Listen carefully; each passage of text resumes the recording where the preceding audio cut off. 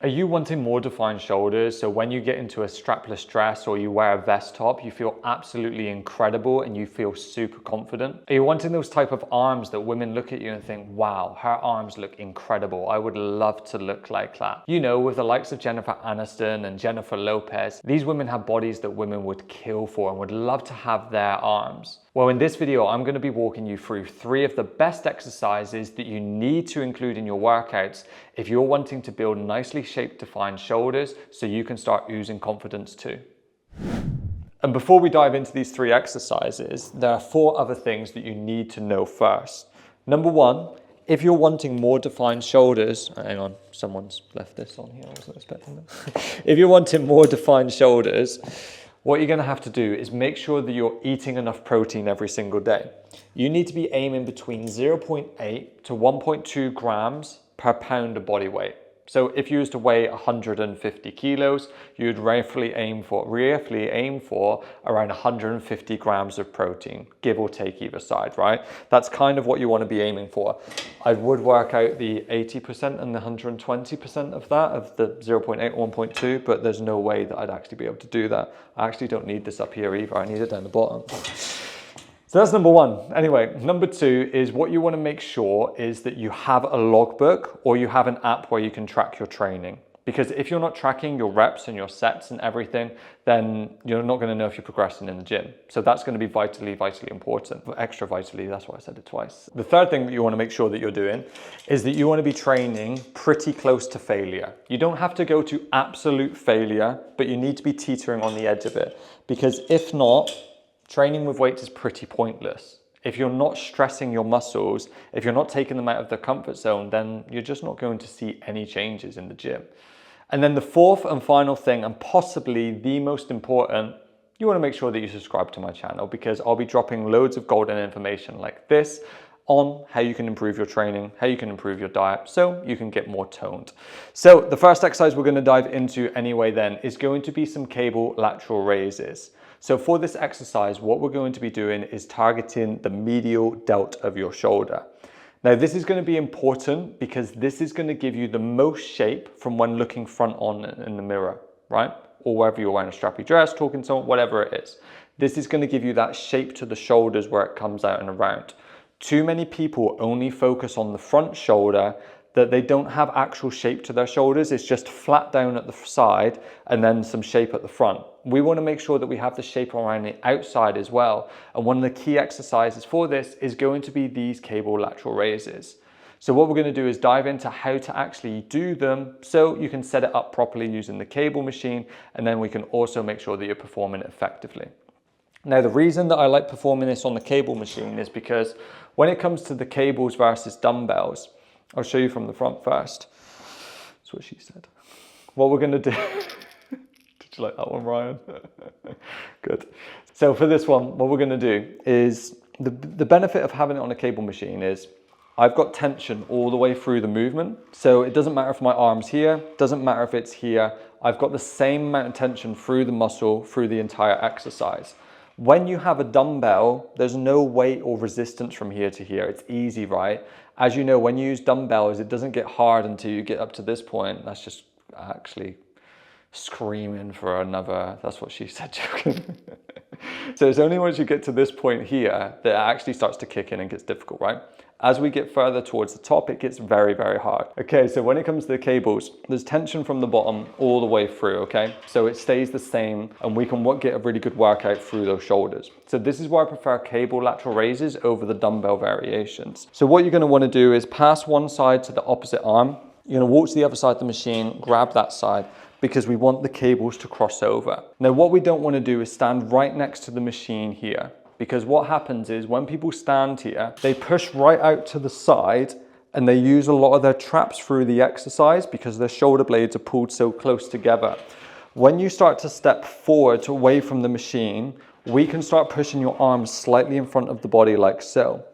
When you go into this range of movement with this exercise, so that 30-degree angle from your body, this frees up your shoulder blades a little bit more. It gives you more range of movement and it stays in something called the scapular plane of movement, which is going to be beneficial for, again, hitting that medial delt more, and you're just going to feel it less in your traps.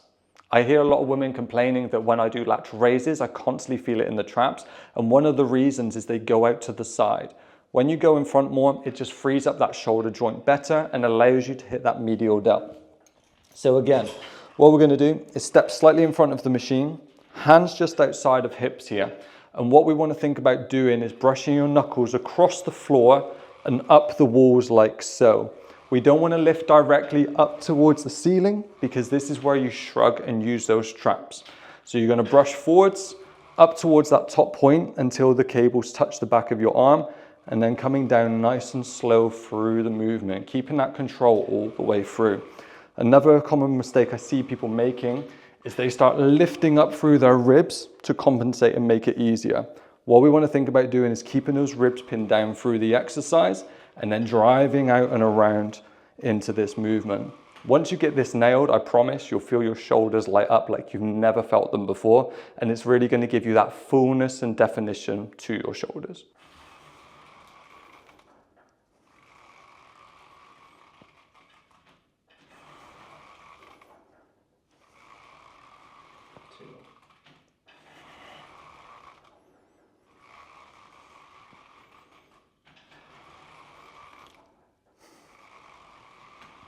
Okay, so moving on from the lateral head now, we are going to work the front head, which sits at the front of the shoulder here, as the name suggests. So what we're going to do for this exercise is we're going to do a single arm landmine press. Now, this is one of my favorite exercises for targeting the front of the shoulder. One, it's a little bit different. Like, not many people do this exercise, which boggles my brain because it's so good. But two, it's a little bit more fun because it's not just your standard shoulder press. So yeah, it's a good exercise. So what we want to do for this is we want to get into this half kneeling position here to begin with, right? We want to make sure, actually I'm going to swap sides just so Ryan can get my right arm in shot, basically. So what we want to do is make sure that we've got a distance between our shoulder and your fist. Too many people come into this position here where they're really close, and as you can see, I have a massive bend in my elbow. And the thing is, when I'm in this position, as I push up to the top, as you can see, I have to extend a lot through that elbow. And what that means is I'm using a lot of my tricep, which obviously isn't a bad thing if you're wanting to tone up your triceps a lot, right? But this exercise here is what we're trying to do is target more of your shoulders. We're still going to get a good workout for the triceps, but that's not the point of why we're doing this exercise. So what we want to make sure is we have a fairly decent distance between your shoulder and your weight and your hand. So yeah, I'd say just over a fist distance where you can move back and forward from here. Next, what you're going to do is take your hand and lock yourself in nice and tight in this exercise, okay? And we want to make sure that your elbow sits just in front of your shoulder here. We don't want to come right back into this position. We want to make sure it stays the tension in the front of the shoulder, like so.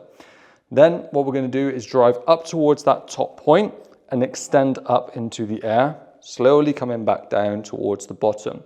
What I see too many people doing wrong as well is they're bouncing both ends up and down like so. So what we're doing is using a lot of momentum and not really placing as much tension onto the front of that shoulder like we want to.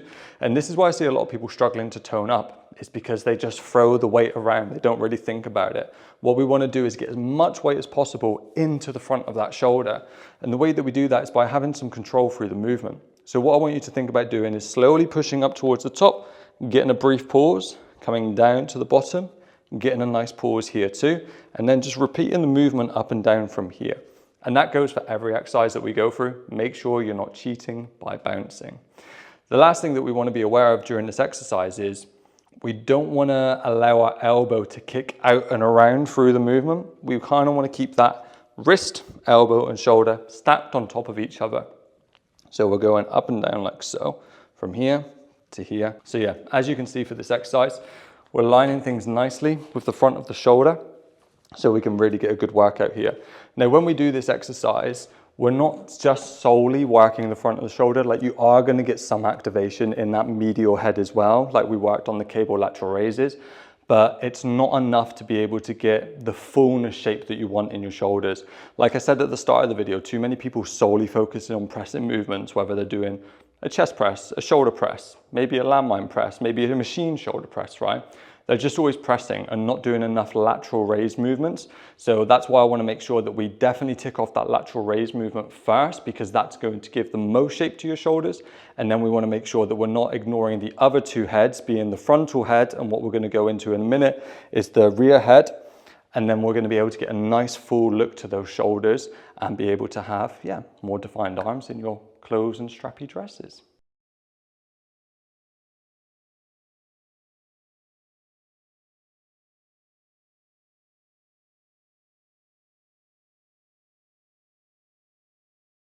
All right, and moving on to the last exercise and also the last head of the deltoid.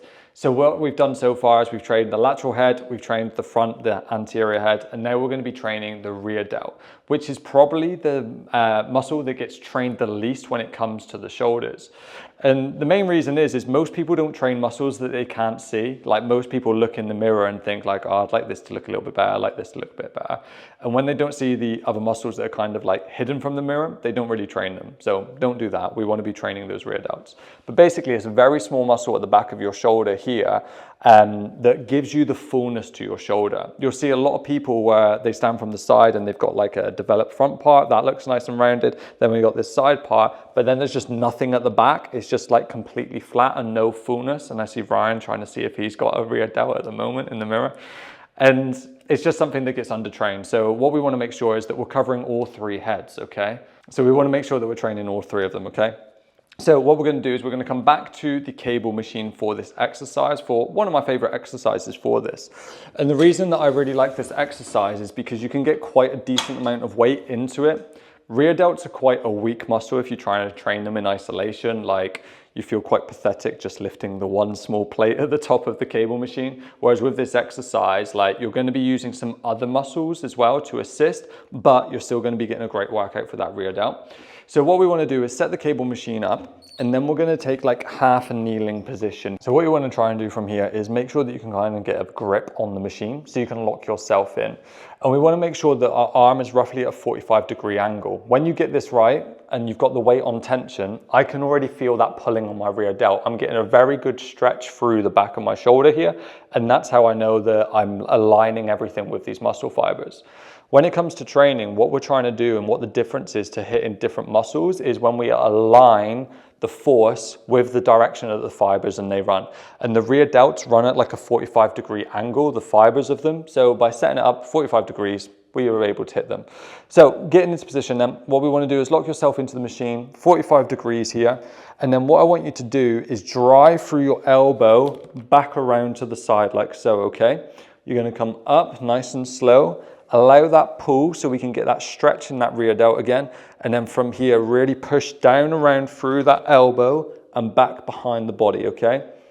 What we're gonna do, make sure you're keeping it controlled, no bounce, no momentum. And then from here, yeah, we're just gonna really nail those rear delt fibers. And there's not really much else to this exercise, to be fair. You are gonna feel it working in different areas as well. Like I said, you're not isolating the rear delts. For us to isolate the rear delts, what you need to do is move at like this angle through here. So we haven't got a bend in the elbow. So we are going to be using a little bit of bicep here, but also some upper back muscles too. But like I said, this allows us to get quite a heavy weight through this exercise as we do it, so we can get a decent amount of weight into those rear delts as we train them. One thing that I did forget to mention is when you're doing this exercise, don't pulling from your wrist like so. If you initiate the movement by pulling the wrist, you're going to feel it a lot in the bicep and not so much in the rear delt. And the main reason being, and I go through this with my clients all the time, is whenever you do any pulling exercise from your wrist, what you're essentially doing is tensing the bicep, right? Your bicep connects into your forearm. So if you're initiating from here, you're contracting the bicep. Whereas like your rear delt, it's not connecting to your forearm here, right? It's connecting more towards your humerus. So because we know it connects to your upper arm bone, we have to push back through the upper arm bone for us to be able to fully like activate the rear delt and work it. So when we're in this position, just make sure that you're not pulling the exercise, but think about pushing the elbow back and around the body like so. And then from there, you're going to be able to feel and stimulate the rear delt a lot more than your biceps in this movement.